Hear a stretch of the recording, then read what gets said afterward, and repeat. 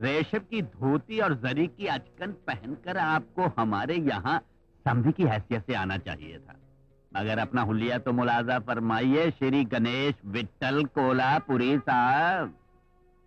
अगर सर के बालों में जुओं की ताकत को बढ़ने दिया तो वो इंसान का भेजा खा जाएंगे, मगर तुम जैसे आदमी के हाथ में ताकत आ गया तो तुम तो इंसानों को खा जाओगे। लेकिन मैं आपको नहीं खाऊंगा समधी जी, जरा उधर देखिए।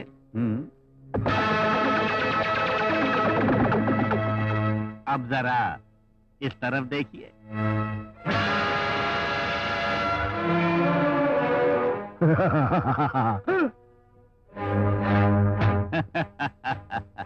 ये तमाशा भी देख लो।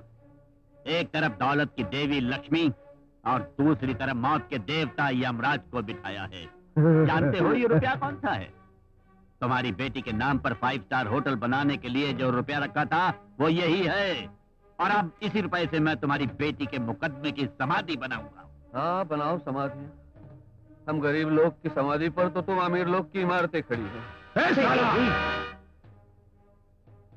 गणेश, ये सारी दौलत मैं तुम्हें दूंगा।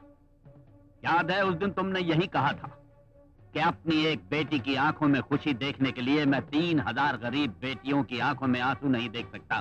ठीक है, ले जाओ ये रकम और जाकर बांट दो बस्ती के लोगों में, पहुंच डालो उनके आंसू, बखेर दो खुशियां उनके घरों में। लेकिन उससे पहले तुझे अदालत में सिर्फ इतना बयान देना होगा कि तेरी बेटी को पागलपने के दौरे उठते थे, इससे पहले भी उसने आत्महत्या करने की कोशिश की थी। इतना ही नहीं, तुम ये बयान भी दोगे कि 5 स्टार होटल जो कि मैं उसके नाम पर बनवाने वाला था वो तुम्हारी वजह से नहीं बना, और उसी गम में उसने अपने आप पर पेट्रोल डालकर खुद को जिंदा जला डाला। और ये भी कहना कि तुमने अदालत में हम पर झूठा मुकदमा दायर किया था।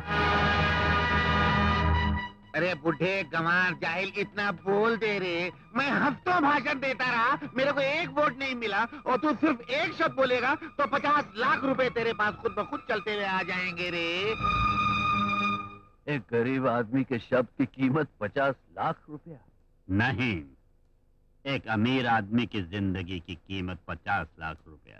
अरे काय को चूहे के साथ तुम लोग फोकट में डिस्कशन मारता है? अबे ओ बुढ़े, अगर तूने रुपया नहीं लिया और जैसा अपुन ने बोला वैसा कोर्ट में बयान नहीं दिया तो अपुन तेरा अक्खा गांव को जला के शमशान घाट में बदल देगा।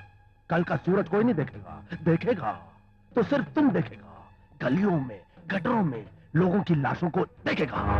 मर्डर, ऑल मर्डर, खूनम खून, लालम लाल।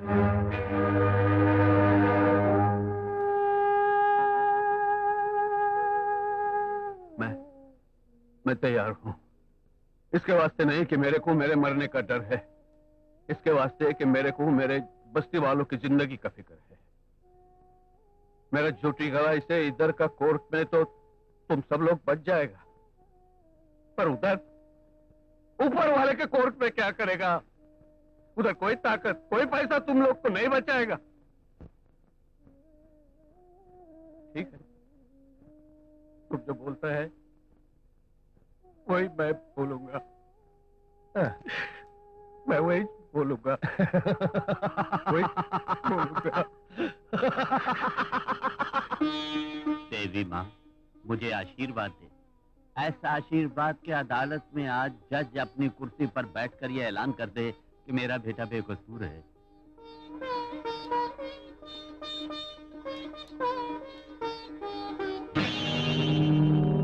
ये क्या हुआ डैडी? चिराग तो बुझ गया। घबराओ मत बेटा, चिराग बुझाना तो हमारे खानदान की पुरानी रीत है। अरे आज इस चिराग के बुझ जाने का मतलब अच्छा शुगुन है। मैंने अपनी फूंक से कई चिराग बुझा बुझा कर ये हवेली बनाई है, दौलत जमा की है। ये तो अच्छा शुगुन है। चल, वो लोग नीचे इंतजार कर रहे हैं, चल।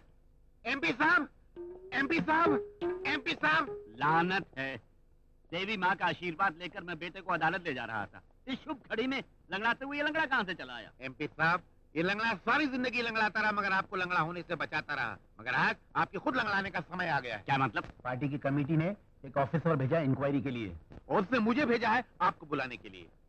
अब क्या होगा डैडी? चिराग बुझा तो मुझे लगा सिर्फ इस घर की बत्ती गुल हुई है, अब तो लगता है डैडी आपकी बत्ती गुल होने का समय आ गया। सिर्फ इनकी बत्ती गुल होने का समय नहीं आया, इनके खुद गुल होने का समय आ गया। जल्दी चलो, बहुत कड़क ऑफिसर है। चुप रघु बेटा, हम दोनों एक ही कश्ती के सवार हैं। मेरी नैया पार लगे उसके लिए प्रार्थना करते रहना। Best of luck daddy. Best of luck to you also my son. विजयी होकर वापस आना, फिर देखना बैंड बाजे के साथ जश्न मनाएंगे। चलो लंगड़े, चलो कहाँ चलना है? जहाँ आपको लंगड़ा होना है। आए? चलो। जी बिल्कुल नहीं, ये अपोजिशन पार्टी वालों की साजिश है। बल्कि मुझे तो पूरा यकीन है कि इसमें विदेशियों का भी हाथ। वो लोग आत्महत्या के केस को खून के केस में बदलकर मुझे बदनाम करना चाह रहे हैं, मेरी इज्जत को खाक में मिलाना चाह रहे हैं। आप लोगों को उनकी झूठी बातों पर विश्वास करके ऐसा सख्त फैसला नहीं करना चाहिए। मिस्टर राजशेखर, ये मेरा नहीं, पूरी पार्टी का फैसला है। और आप तो जानते ही हैं कि जनता की भलाई और सेवा करना हमारी पार्टी का ध्येय है। और कमेटी ये नहीं चाहती कि आप जैसे दागदार लोगों को पार्टी में रखा जाए। एक तो वैसे बेचारों की इज्जत लंगड़ी हो गई है, ऊपर से आप इनको पार्टी से निकाल रहे हैं। ये तो आपका जुल्म है, बेइंसाफी है। तालियां। देखिए, आपको जो कुछ कहना है कमेटी से जाकर कहिए। मैं तो यहाँ सिर्फ इनकी बर्तरफी के कागजात इन्हें देने आया था। नमस्ते। खत्म हो गया, सब बर्बाद हो गया। मेरी इज्जत, मेरा नाम सब मट्टी में मिल गया। मुझे मेरा नाम अपने बीवी बच्चों से ज्यादा प्यारा है। नाम गवा कर अब मैं कैसे जिंदा रह सकता हूँ? अरे मैं जनता को क्या मुंह दिखाऊंगा? काय को अपना थोबड़ा तेल में तले हुए पापड़ की तरह पीला कर ला है। अगर एक पत्नी मर गई तो दूसरी कर ले, अगर एक पार्टी छूट गई तो दूसरी में घुस ले। और वैसे भी तू कौन सा इज्जतदार आदमी है कि तेरी इज्जत की न उधर जाएगी? अरे नहीं नहीं, किंग कॉन्ग पहलवान ऐसा नहीं है। पार्टी से निकाला हुआ लीडर बिल्कुल ऐसे होता है जैसे बाजारी औरत। इस वक्त हमारी जिंदगी ऐसे है जैसे कुत्ते का चाटा हुआ झूठा बर्तन। बिल्कुल सही है। देखो, घंटी भी बज गई। कौन है बे? एमपी राजशेखर वहां होगा, उसे बुला। वो हवान साला रवि बात कर रहा है, बहुत अकड़ रहा साला। यस। नमस्ते राजनेता जी, मैं जनता नेता बोल रहा हूँ।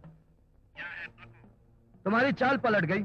आज तुम्हारा बेटा कोर्ट में हाजिर नहीं हो सका। क्या? भाईजान, भाईजान, भाईजान, बोलो साले जान। भाईजान, सब गड़बड़ हो गई। हम लोग एमपी साहब के बेटे को कोर्ट लेकर जा रहे थे कि रास्ते में रवि उसे कित की तरह उठा कर ले गया। कुत्ते, हरामखोर, मैंने तुम पर विश्वास किया और तुमने मुझे इस तरह बता दिया। Idiot rascal. अरे रे रे रे रे, उन लोगों पर बाद में बिगड़ना। पहले तुम अपनी जान बचाकर फौरन वहां से भाग निकलो, क्योंकि तुम अपने बेटे को कोर्ट में हाजिर ना कर सके। इस जुर्म में पुलिस तुम्हें गिरफ्तार करने आ रही है। गुरुजी, गुरुजी, पुलिस आ रही है। अरे पहले तो दरवाजा बंद कर। तुम लोग पीछे के रास्ते से निकलो। मेरे बेटे का क्या हुआ? अभी तक कुछ नहीं हुआ। डैडी, डैडी मुझे बचा लो। नहीं, उसको कोई तकलीफ मत देना प्लीज।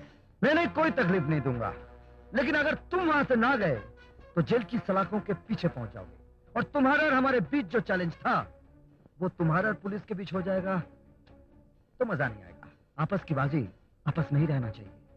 जल्दी भागो, मेरे जीजाजी तुम पर बहुत भड़के हुए हैं, वो तुम्हें छोड़ेंगे नहीं। Hello, hello, hello Ravi, hello, hello Ravi. तुम लोग यहाँ से भाग जाओ और अपन कट्टे पे जाकर छुप जाओ। रहा सवाल तुम्हारे बेटे का, वो जिधर भी होगा अपन उसकी तलाश करके तुम तक पहुंचा देगा। और अगर रास्ते में कोई भी आड़े आने की कोशिश करेगा, मर्डर्स, ऑल मर्डर्स, खूनम खून लालम लाल। खूनम खून लालम लाल।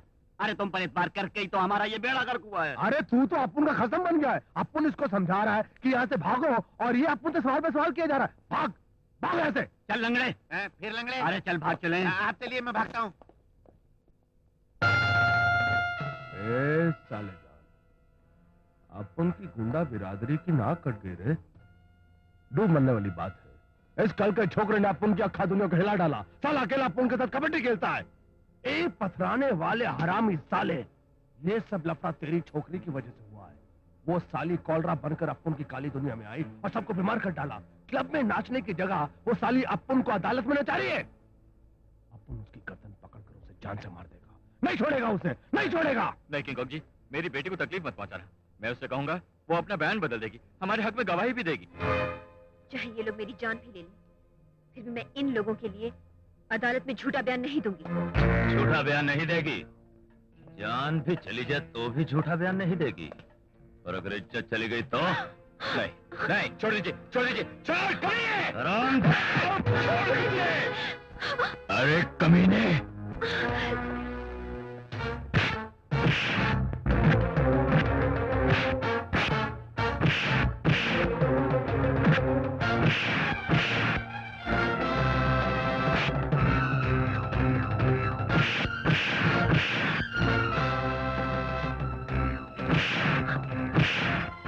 छोड़ो छोड़ो।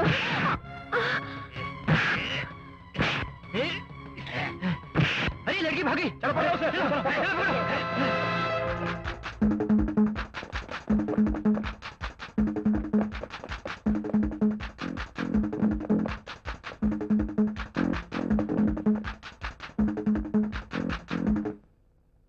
मैं रघु ये बयान खुद अपनी मर्जी से बिना किसी के दबाव या धमकी के दे रहा हूँ। मेरी पत्नी कमला की मौत का जिम्मेदार मैं हूँ। उसका कत्ल मेरी ही वजह से हुआ था। सुमित्रा बेटी, सुमित्रा, अरुणी बात हो गई। तुम ऊपर आओ, जल्दी ऊपर आओ। कहर हो गया बेटी का, सब हो गया। हे भगवान, जल्दी आओ बेटी, जल्दी करो। क्या हुआ चाची, क्या हुआ? चल करने को, जल्दी करो।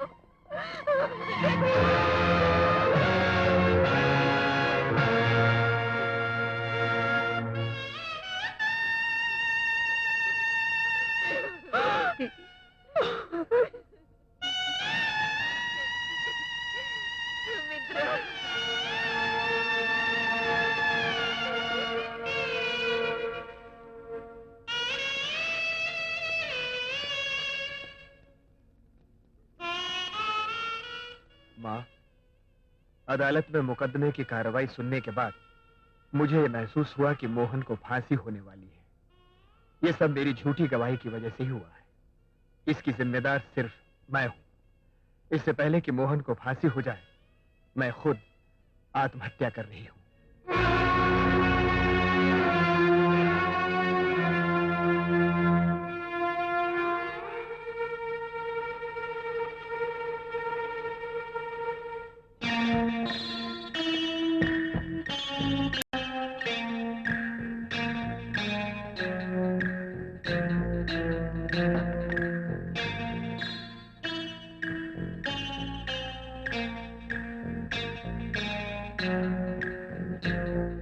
ये आत्महत्या नहीं है दीदी, ये हत्या है।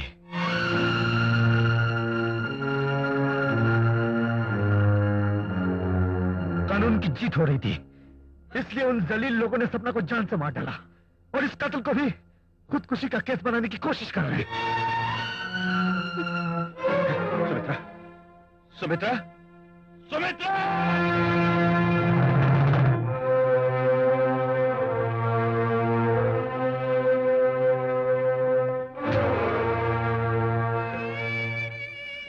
क्या हुआ मेरी बेटी को? मेरी सपना को क्या हुआ?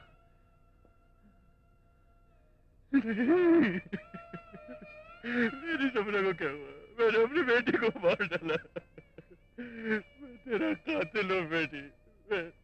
मैंने बेटी को मार डाला।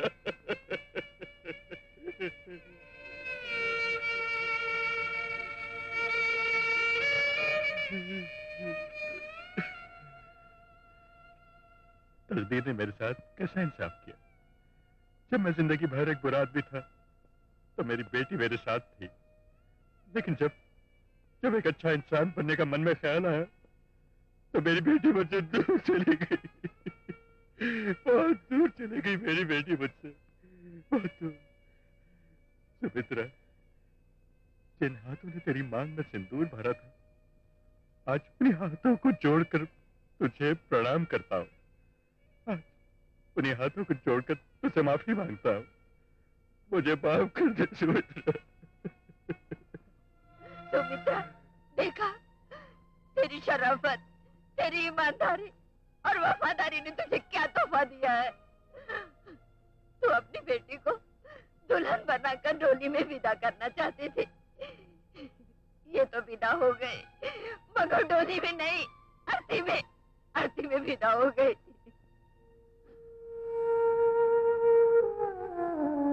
रवि, तुमने मुझसे छोटे होते हुए भी जिंदगी की सच्चाई को मुझसे ज्यादा समझ लिया।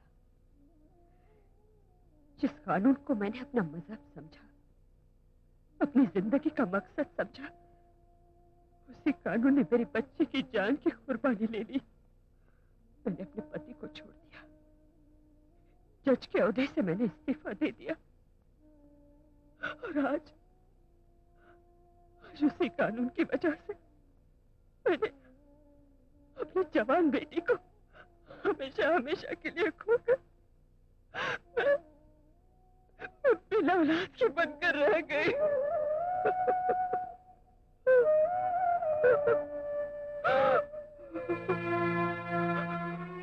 लेकिन रवि, देर से ही सही, आज मैं समझ गई। इंसाफ और कानून चंद लोगों के हाथों में गेंद बनकर उछल रहे हैं, और जब तक ये गेंद राजनीति के जालिमों की कैद से आजाद नहीं होते, तब तक किसी को इंसाफ नहीं मिल सकता, किसी के साथ न्याय नहीं हो सकता। आज तेरा भाई तुझसे वादा करता है दीदी कि समाज के गंदे लोगों के हाथ तोड़कर इंसाफ को वापस आजाद करा के लाऊंगा। इसके लिए चाहे मुझे गलत कदम क्यों न उठाना पड़े। वाह, बड़ा तीर मार लिया। अरे उस जानकर सपना को कत्ल करने में मेरा क्या फायदा हुआ? अरे पहले मेरे बेटे रघु को उस हरामखोर रवि की कैद से छुड़ा कर लाओ। अरे बाबा, आप क्या हाथ छोड़ा के लाएगा? किसको मालूम है आपका बेटा जिंदा भी है या मर के स्वर्ग आ गया? अबे उल्लंघने, मैं तेरी दूसरी टांग भी तोड़ दूंगा। रघु बेटे, तू ठीक तो है ना? उस रवि के बच्चे ने तुझे कोई तकलीफ तो नहीं दी ना? अरे कुछ नहीं, पहले की तरह सड़ा हुआ है। अरे उसने मेरा बयान रिकॉर्ड करवा लिया जबरदस्ती कि मैंने कमला का खून किया है। किंग कॉन्ग जी, इस टेप रिकॉर्डर में मेरी आवाज भरी हुई है कि मैंने अपनी पत्नी का खून किया है। अरे तो खड़े खड़े मुंह क्या देख रहा है? आग लगा दे इस कैसेट को। यहाँ पर अपुन का हुकूमत चलता है। अपुन का परमिशन के बगैर यहाँ पर हवा भी नहीं घुस सकता।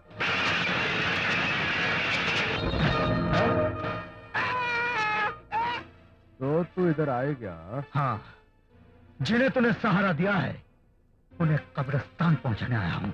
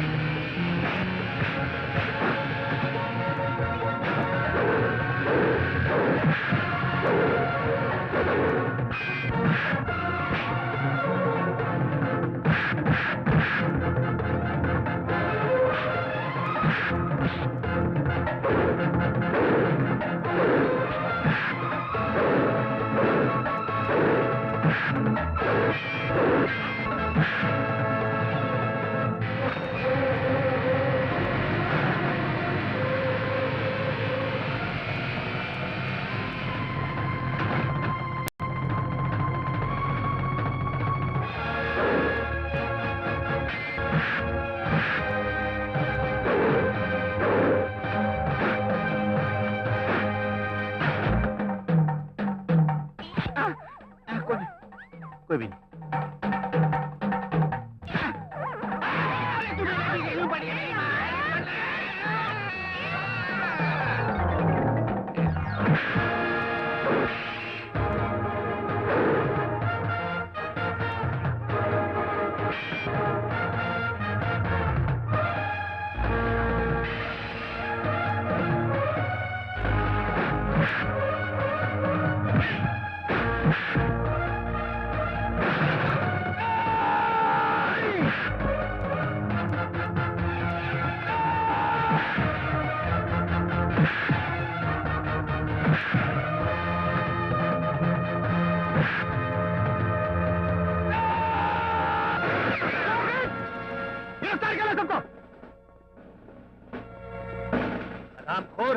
अब मेरे पास वजह भी है और वारंट भी।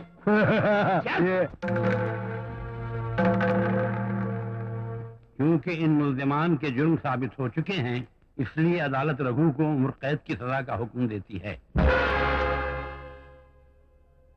राजशेखर और किंग कांग को सजाए मौत, सेवक राम और मदन लाल को 3-3 साल की सजाए कैद। माँ, सिर्फ 3 साल? अच्छा है, मतलब ठीक अगले इलेक्शन तक मैं बाहर आ जाऊंगा।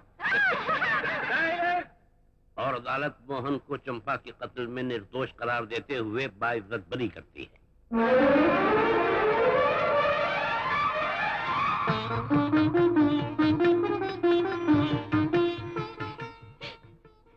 अरे मुन्ना, आज ऐसा बाजा बजा कि बाजाओं का भी बाजा बज जाए। अरे ये कोई बाजा है, बजाना है तो पुलिस बैंड बजाओ, बाजाओ का बाजा। तुम चुप रहो जी, मैं बात कर रही हूँ ना। मैं तुम्हारा पति हूँ, संभाल के। सिर्फ नाम के। हाँ?